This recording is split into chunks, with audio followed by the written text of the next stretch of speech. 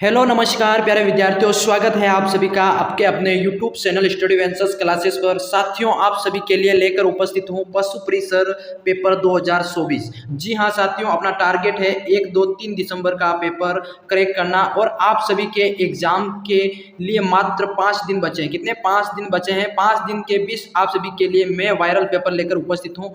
इसमें आपके 150 प्रश्नों का जो वायरल पेपर है लेकर उपस्थित हूँ। ये क्लास अगर आप सभी पूरी देखते हैं, क्लास को पूरी कवर करते हैं तो आपके 130 नंबर कवर हो सकते हैं। कितने? 130 नंबर आप आसानी से कवर कर लोगे। 100% आपका यही पेपर के अंदर सपने वाला है। तो क्लास पूरी देखना, काफी ज्यादा महत्वपूर्ण होने वाली है क्लास। पेपर का लेवल किस तरह का आएगा संपूर्ण इस क्लास में आप सभी को जानकारी मिलेगी, तो क्लास पूरी देख लेना। चलिए शुरू करते हैं आज की ये क्लास। और चैनल पे जो भी नए विद्यार्थी जुड़ रहे हैं, चैनल को सब्सक्राइब जरूर से कर लेना। हाँ, अब शुरू करते हैं आज की ये क्लास। साथियों, पहला प्रश्न आप सभी से पूछा गया, बहुत ही अच्छा गजब का प्रश्न है। प्रश्न है आप सभी से कि हल्दीघाटी युद्ध में मुगलों और प्रताप के सैनिकों के साथ 2 सितारों के जिन हाथियों ने बहुत वीरताएं दिखाई, उनके नाम बताना। बहुत ही अच्छा गजब का सवाल। हल्दीघाटी युद्ध में मुगलों और प्रताप के सैनिकों के बीच में जो 2 सितारे हाथियों ने वीरता दिखाई थी, उनका नाम बताना है।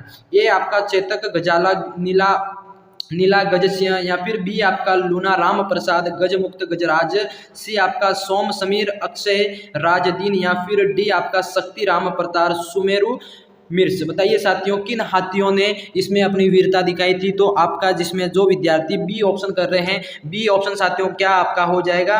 बी ऑप्शन है आपका लूना और राम प्रसाद गजमुक्त गजराज। ये 3 हाथियों का जो नाम मैंने लिया है, इन्होंने जब हल्दीघाटी का युद्ध हुआ था और उस समय प्रताप के ये हाथी थे जिन्होंने मतलब युद्ध मैदान के अंदर बहुत ही वीरता दिखाई थी। ठीक है, तो ये महाराणा प्रताप के हाथी का नाम था राम प्रसाद, लूना और गजमुक्त गजराज। ये 3 हाथियों के नाम याद रखना।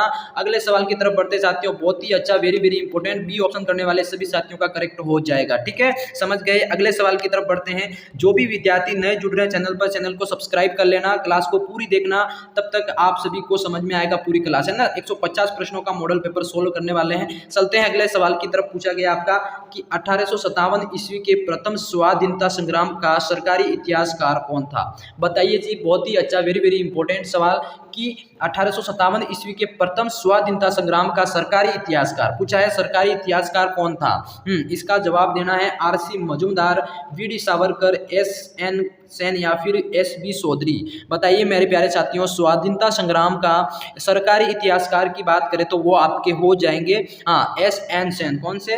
जो सी ऑप्शन जो कर रहे हो, सी ऑप्शन करने वाले मेरे प्यारे साथियों सभी का राइट हो जाएगा। और वेरी वेरी इंपॉर्टेंट सवाल, 3 स्टार लगा दो एग्जाम की दृष्टि से, एग्जाम के अंदर पूछे जाने वाला सवाल है। ठीक है, अगले सवाल की तरफ बढ़ते साथियों। अपना अगला सवाल पूछा गया, बहुत ही अच्छा गजब का, बहुत ही अच्छा सेशन होने वाला है। क्लास को शेयर कर दो सभी एक बार। सभी को गुड मॉर्निंग। किसने कहा था मेरठ का विद्रोह है गर्मी की आंधी की बाती अचानक एक अल्पकालीन था? देखो ये कथन किसका था? किसने कहा था कि जो मेरठ का जो विद्रोह है वो गर्मी की आंधी की बाती अचानक, ये मतलब एक अल्पकाल्पनिक, ये किसने कहा था? इसका सवाल सुरेंद्र नाथ सेन, बी रमेश चंद्र मजूमदार, या फिर सी शशि भूषण चौधरी, डी आपका विनायक दामोदर। सभी साथी कमेंट करो जल्दी से, ऐसा किसने कहा था? साथियों ये राइट हो जाएगा सुरेंद्र नाथ सेन। सुरेंद्र नाथ सेन जो ए ऑप्शन कर रहे हैं उन सभी का करेक्ट हो जाएगा। वेरी वेरी इंपॉर्टेंट सवाल, ये आपका करेक्ट हो जाएगा। अगले सवाल की तरफ बढ़ते साथियों। अपना अगला सवाल हो जाएगा, बहुत ही अच्छा गजब का सवाल, ध्यान से पढ़ेंगे। सवाल है आप सभी का कि हल्दीघाटी में एकमात्र इतिहास का जो उपस्थित था। बताओ, हल्दीघाटी के युद्ध में एकमात्र इतिहास नहीं है, यहाँ पे इतिहासकार है ना, इतिहासकार जो उपस्थित था, ये आपका अबुल फजल, बी बुंदा, यानी सी कर्नल टोड, या इनमें से कोई नहीं। बताइए, बहुत ही अच्छा, वेरी वेरी इंपॉर्टेंट सवाल है जो आपका राइट हो जाएगा। जो बुंदायनी जो इतिहासकार है साथियों, बी ऑप्शन बुंदायनी इतिहासकार है जो कि हल्दीघाटी युद्ध के दौरान वहां उपस्थित था। उसने अपने आंखों देखा युद्ध विवरण करा अपने ग्रंथ के अंदर। ठीक है, अगले सवाल की तरफ बढ़ते हैं साथियों। अगला सवाल सभी से पूछा गया, बहुत ही अच्छा गजब का, वेरी वेरी इंपॉर्टेंट सवाल है। सवाल को पढ़ेंगे साथियों। सवाल है आपका, भारतीय इतिहास में 1857 के विद्रोह के कारणों पर लिखने वाला प्रथम भारतीय कौन था? बहुत ही अच्छा, भारतीय भाषा में 1857 के जो विद्रोह का कारण है उसके ऊपर लिखने वाला पहला भारतीय कौन था? उसका नाम बताना। ए आपका सैयद अहमद खान, बी वीडी सावरकर, सी आपका बंकिम चंद्र चटर्जी, उपयुक्त में से कोई नहीं। जल्दी से कमेंट करें, फटाफट कमेंट करें। हाँ, ये आपका राइट हो जाएगा साथियों, सैयद अहमद खान। जो आपका ए ऑप्शन कर रहे हैं मेरे प्यारे साथियों, सभी का राइट हो जाएगा। कौन सा? शहीद अहमद खान सभी का करेक्ट हो जाएगा, जिन्होंने 1857 के विद्रोह का कारण है उसको अपने भारतीय भाषा के अंदर लिखा था। ठीक है, अगले सवाल की तरफ बढ़ते हैं। अगला सवाल सभी से पूछा गया, वेरी वेरी इंपॉर्टेंट सवाल। 1857 की ईस्वी के विप्लव के दौरान किसने अंग्रेजों के विरुद्ध जिहाद की घोषणा करी थी? बताइए, बहुत ही अच्छा बहुत ही एकदम कड़क सवाल कि 1857 ईस्वी के विप्लव के दौरान किसने अंग्रेजों के विरुद्ध जिहाद की घोषणा करी मेरे प्यारे साथियों? तो वो आपका हो जाएगा सी ऑप्शन आपका सही हो जाएगा, मौलवी अहमदुल्ला। किसने? मौलवी अहमदुल्ला ने जिहाद की घोषणा करी थी। बहुत ही अच्छा, वेरी वेरी इंपॉर्टेंट सवाल, ये 1857 क्रांति से रिलेटेड हो जाएगा। ठीक है, अगले सवाल की तरफ बढ़ते हैं साथियों। अगला सवाल सभी से पूछा गया, बहुत ही अच्छा गजब का सवाल सवाल है आप सभी का। अगला सवाल सभी से पूछा गया मेरे साथियों, निम्न में से लूणी नदी के किनारे स्थित पुरातात्विक स्थल बताना है। लूणी नदी के किनारे स्थित पुरातात्विक स्थल कौन सा हो जाएगा? ए नोह, बी तिलवाड़ा, सी बेराट और डी बालाथाल। साथियों हाँ, लूणी नदी के किनारे स्थित जो पुरातात्विक स्थल है वो आपका हो जाएगा तिलवाड़ा। कौन सा? तिलवाड़ा जो ऑप्शन कर रहे हैं मेरे प्यारे साथियों, बी ऑप्शन सभी का करेक्ट हो जाएगा, जो कि लूणी नदी के किनारे स्थित है। ठीक है, बहुत ही अच्छा, वेरी वेरी इंपॉर्टेंट सवाल। अगले सवाल की तरफ बढ़ते हैं। अगला सवाल सभी से पूछा गया साथियों, गजब का सवाल है आप सभी का, निम्न में से बड़ी संख्या में मालव सिक्के तथा आहत मुद्राएं प्राप्त हुई। बताइए सभी, निम्न में से सबसे बड़ी संख्या में जो मालव सिक्के और आहत मुद्राएं ये आपकी प्राप्त हुई किस जगह से? बताना सभी को, बालाथल से, नगर या बागोर, इनमें से कोई नहीं। जल्दी से फटाफट कमेंट करेंगे किस जगह से आपके मालव सिक्के और आहत मुद्राएं प्राप्त हुई साथियों? तो वो सभ्यता थी आपके नगर सभ्यता। कौन सी? नगर सभ्यता से आपका बी ऑप्शन कर रहे हैं सभी का राइट हो जाएगा, जिसमें मालव सिक्के और आहत मुद्राएं प्राप्त हुई थी। समझ गए? इस तरह के सवाल पूछे जाएंगे। जो भी नए विद्यार्थी चैनल पे जुड़ रहे हैं, चैनल को सब्सक्राइब जरूर से कर लेना। इस पे रेगुलर क्लासेस आपको करवाई जा रही है। निम्न में से नलियासर राजस्थान के कौन से जिले में स्थित है? निम्न में से जो नलियासर है वो राजस्थान के कौन से जिले में स्थित है? बाड़मेर में, झुंझुनू, टोंक और जयपुर में। बताइए सभी विद्यार्थी, नलियासर राजस्थान के किस जिले में स्थित है साथियों? नलियासर आपका हो जाएगा जयपुर जिले के अंदर आपका हो जाएगा। कहां से? जयपुर जिले के अंदर आपका नलियासर हो जाएगा। डी ऑप्शन जो कर रहे हैं उन सभी का करेक्ट हो जाएगा। समझ गए? फटाफट अगले सवाल की तरफ बढ़ते हैं। अगला सवाल सभी से पूछा गया मेरे प्यारे साथियों, ध्यान से करेंगे। सवाल है आप सभी का कि राजस्थान की वास्तविकता में कितना समय लगा? देखो, राजस्थान का जो वर्तमान स्वरूप है, राजस्थान का एकीकरण होने में कितना समय लगा साथियों, कितना लगा बताना सभी को। आपका राइट हो जाएगा 8 वर्ष 7 माह 14 दिन। कितना? 8 वर्ष 7 माह 14 दिन। कितना? याद रखना, जो डी ऑप्शन कर रहे हैं ना सभी का करेक्ट हो जाएगा। बहुत ही अच्छा, वेरी वेरी इंपॉर्टेंट सवाल है, एग्जाम की दृष्टि से 3 स्टार लगा दो इसको। ठीक है, हाँ, 8 वर्ष 7 माह 14 दिन आपके राजस्थान का एकीकरण यानी राजस्थान पूर्ण होने पर, सप्तम शरण पूर्ण होने में समय लगा। ठीक है, अगले सवाल की तरफ बढ़ते हैं। अगला सवाल सभी से पूछा गया, बहुत ही अच्छा गजब का सवाल, पढ़ो ध्यान से। सवाल है आपका, शंकर राय देव समिति के साकेत पर कौन सा संघ बना? बताइए, शंकर राय जो देव समिति है उनके कहने पर, उनके रिक्वेस्ट पर कौन सा संघ बना? वो संघ था साथियों, बताना सभी को, वो संघ था संयुक्त बृहत्तर राजस्थान। कौन सा था? संयुक्त बृहत्तर राजस्थान, जो कि आपका बी ऑप्शन सभी का करेक्ट हो जाएगा। समझ गए? बी ऑप्शन सभी का करेक्ट हो जाएगा। वेरी वेरी इंपॉर्टेंट सवाल। अगले सवाल की तरफ बढ़ते हैं साथियों। अगला सवाल सभी से पूछा गया, गजब का, ध्यान से पढ़ेंगे। सवाल है आप सभी का कि किस शरण में राजस्थान संवैधानिक रूप से राजस्थान नाम मिला? बताओ, किस शरण में जो राजस्थान नाम है वो संवैधानिक रूप से राजस्थान को राजस्थान नाम मिला? तो वो शरण बताना है, किस शरण के अंदर मिला। वो शरण था साथियों षष्ठम शरण, जो कि 7 शरण ऑलरेडी है, उसमें से 6वां शरण है, 6 शरण, जिसके अंदर आपको राजस्थान नाम दिया गया था। वेरी वेरी इंपॉर्टेंट सवाल, याद रखना, डी ऑप्शन सभी का करेक्ट हो जाएगा। ठीक है, अगले सवाल की तरफ बढ़ते हैं मेरे प्यारे साथियों। अगला सवाल पूछा गया सभी से, सवाल है आप सभी का कि हल्दी घाटी युद्ध को थर्मोपोली की संज्ञा किसने दी? हल्दी घाटी का युद्ध है जिसको थर्मोपोली की संज्ञा देने वाला कौन था? ए बुंदायनी, कर्नल टॉड या अबुल फजल या फिर नैन्सी? बताइए साथियों, क्या राइट हो जाएगा? साथियों, हल्दी घाटी युद्ध को थर्मोपोली की संज्ञा देने वाले थे आपके कर्नल जेम्स टॉड, जो कि राजस्थान के प्रसिद्ध इतिहासकार है। ठीक है, बी ऑप्शन साथियों इसमें सभी का करेक्ट हो जाएगा। बहुत ही अच्छा गजब का सवाल। ठीक है, अगले सवाल की तरफ बढ़ते हैं। अगला सवाल सभी से पूछा गया साथियों, ध्यान से करेंगे।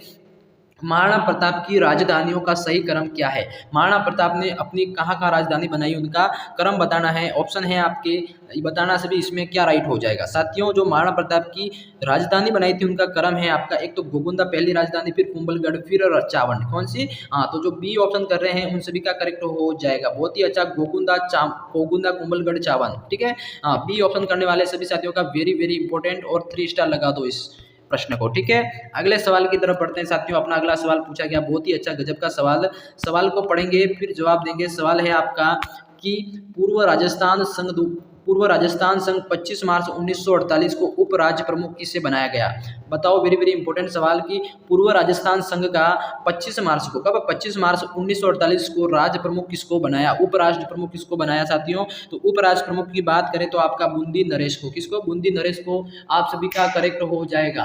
बूंदी नरेश, जो ए ऑप्शन कर रहे हैं ना, ए ऑप्शन करने वाले सभी विद्यार्थियों का करेक्ट हो जाएगा। 25 मार्च 1948 को उप राज्य प्रमुख बनाया गया था बूंदी नरेश को। ठीक है, हाँ, अगले सवाल की तरफ बढ़ते हैं। अगला सवाल पूछा गया साथियों, सवाल है आपका, निम्न में से किन स्थानों पर पूरा पाषाणिक कालीन अवशेष प्राप्त हुए? बताइए, निम्न में से किस स्थानों से पूरा पाषाणकालीन अवशेष जो है वो प्राप्त हुए?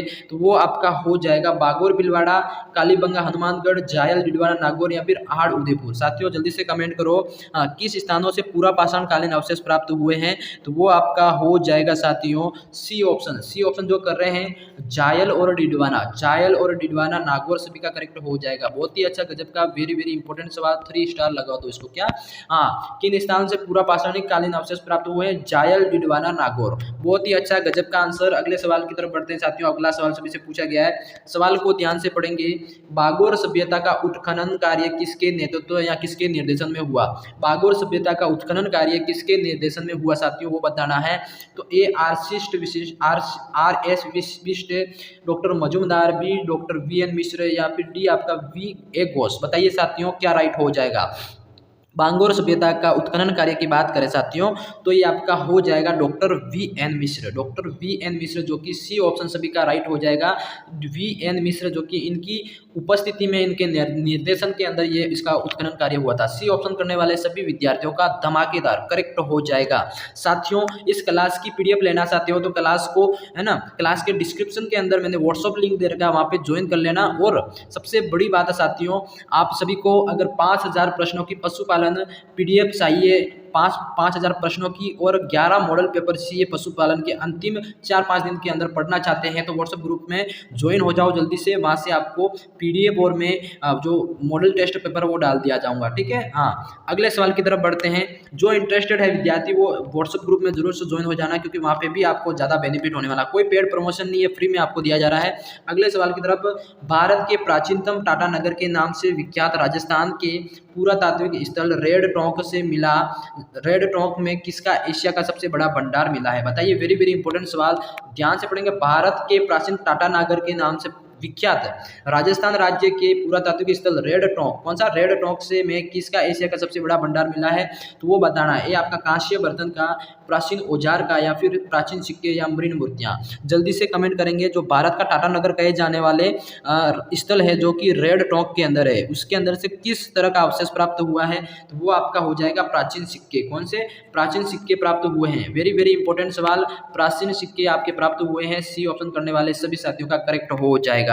अगले सवाल की तरफ बढ़ते हैं, क्लास को आगे बढ़ाते हैं। अगला सवाल पूछा गया साथियों, ध्यान से। सवाल है आपका, कालीबंगा की खुदाई में प्राचीनतम नगर के कितने स्तर पाए गए हैं? बताइए, कालीबंगा की जो खुदाई उसके अंदर प्राचीनतम नगर के कितने स्तर पाए गए हैं? तो वो आपके हो जाएंगे 3 स्तर। किनसे? 3 स्तर पाए गए हैं। सी ऑप्शन करने वाले सभी साथियों का करेक्ट हो जाएगा। अगले सवाल की तरफ बढ़ते हैं फटाफट। अगला सवाल पूछा गया साथियों, बहुत ही अच्छा गजब का सवाल, ध्यान से पढ़ेंगे।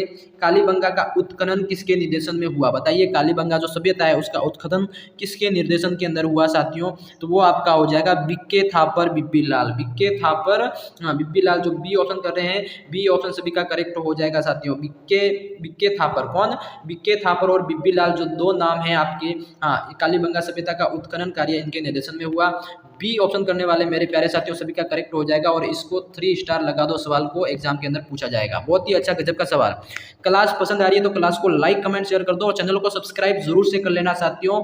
मैं बता रहा हूँ आपको 5000 पीडीएफ देने वाला हूँ 5000 प्रश्नों की, है ना, और 11 मॉडल पेपर आप सभी को फ्री देने वाला हूँ। तो व्हाट्सएप ग्रुप को जरूर से ज्वाइन कर लेना, जो भी क्लास देख रहे हैं व्हाट्सएप ग्रुप को ज्वाइन कर लो, वहाँ पे आपको ये सब फ्री मिलने वाला है, कोई पेड प्रमोशन नहीं है। अगर आप किसी और चैनल पे देखोगे तो बहुत पैसे में आपको दिया जा रहा है, मैं आप सभी को फ्री में दे रहा हूँ, तो ज्वाइन जरूर से कर लेना। अगले सवाल की तरफ बढ़ते हैं साथियों। अगला सवाल सभी से पूछा गया बहुत ही अच्छा कि 1857 के विद्रोह को किस उर्दू कवि ने देखा था। 1857 का जो विद्रोह हुआ साथियों, इसको किस उर्दू कवि ने देखा था। उर्दू कवि की बात हो रही है। उर्दू कवि की बात करें तो साथियों आपका गालिब, कौन सा, गालिब जो कवि है आपका उर्दू कवि है, ठीक है। सी ऑप्शन करने वाले सभी साथियों का राइट हो जाएगा। किस कवि ने देखा था, गालिब कवि ने, ठीक है, जो कि उर्दू कवि है। अगले सवाल की तरफ बढ़ते हैं साथियों। अपना अगला सवाल पूछा गया बहुत ही अच्छा गजब का सवाल, ध्यान से पढ़ेंगे। सवाल है आका बेगम हजरत महल ने 1857 का विद्रोह किस शहर से किया था। बताओ, बेगम हजरत महल ने 1857 का विद्रोह किस शहर से किया था। तो वो शहर हो जाएगा साथियों लखनऊ से। कहां से, लखनऊ से ये आपका इसका विद्रोह शुरू हुआ था साथियों। डी ऑप्शन सभी का करेक्ट हो जाएगा। वेरी वेरी इंपॉर्टेंट सवाल। अगले सवाल की तरफ बढ़ते हैं साथियों। ये सवाल एग्जाम के अंदर पहले पूछे गए हैं। अगले सवाल की तरफ बढ़ते हैं साथियों। आहड़ सभ्यता को एक विशेष सभ्यता माना जाता है, वह सभ्यता कौन सी है। आहड़ सभ्यता को एक विशेष सभ्यता माना जाता है, वो सभ्यता कौन सी है। आहड़ सभ्यता किस सभ्यता के नाम से प्रसिद्ध है, तो वो आपका हो जाएगा ताम्रयुगीन सभ्यता। ताम्रयुगीन सभ्यता जो कि आहड़ सभ्यता को सी ऑप्शन ताम्रयुगीन सभ्यता कहते हैं, ठीक है। सी ऑप्शन करने वाले सभी साथियों का करेक्ट हो जाएगा और वेरी वेरी इंपॉर्टेंट सवाल। अगले सवाल की तरफ बढ़ते हैं साथियों। अगला सवाल पूछा गया सभी से बहुत ही अच्छा गजब का सवाल। सवाल को एक बार ध्यान से पढ़ेंगे फिर जवाब देंगे। सवाल है आप सभी का कि निम्बाहेड़ा के किस व्यक्ति ने स्वयं को सम्राट घोषित कर, देखो वेरी वेरी इंपॉर्टेंट सवाल कि निम्बाहेड़ा के किस व्यक्ति ने स्वयं को सम्राट घोषित कर अंग्रेजों के विरुद्ध विद्रोह का बिगुल बजाया था। बहुत ही अच्छा, ऐसा कौन सा व्यक्ति जिन्होंने निम्बाहेड़ा जो प्रसिद्ध जगह है वहाँ का जो सम्राट घोषित कर दिया था और अंग्रेजों के विरुद्ध आपका मतलब वो करा था, तो वो आपका हो जाएगा फिरोज शाह। कौन था, फिरोज शाह व्यक्ति थे जिन्होंने अपने आप को बादशाह सम्राट घोषित करके अंग्रेजों के विरुद्ध बिगुल बजा दिया था। कब, 1857 के दौरान। अगले सवाल की तरफ बढ़ते हैं। अगला सवाल पूछा गया बहुत ही अच्छा, आहड़ सभ्यता को एक विशेष सभ्यता माना जाता है, वह सभ्यता कौन सी है। आहड़ ये आपका ताम्रयुगीन सभ्यता है, ठीक है, ये याद रखना, वेरी वेरी इंपॉर्टेंट सवाल। अगले सवाल की तरफ बढ़ते हैं। प्रश्न है आपका, प्रश्न है आपका कि हल्दी घाटी के युद्ध को खमनोर का युद्ध किसने कहा था। हल्दी घाटी के युद्ध को खमनोर का युद्ध किसने कहा था, तो वो आपका हो जाएगा साथियों अबुल फजल ने कहा था। किसने, अबुल फजल ने ये कहा था कि ये आपका खमनोर का युद्ध है, ठीक है। बहुत ही अच्छा, वेरी वेरी इंपॉर्टेंट सवाल। अगले सवाल की तरफ बढ़ते हैं। अगला सवाल सभी से पूछा गया साथियों, ध्यान से पढ़ेंगे। सवाल है आप सभी का कि डर्मी और मुगल शैली का सामंजस्य प्रदर्शित करने वाली चित्रकारी कौन सी है।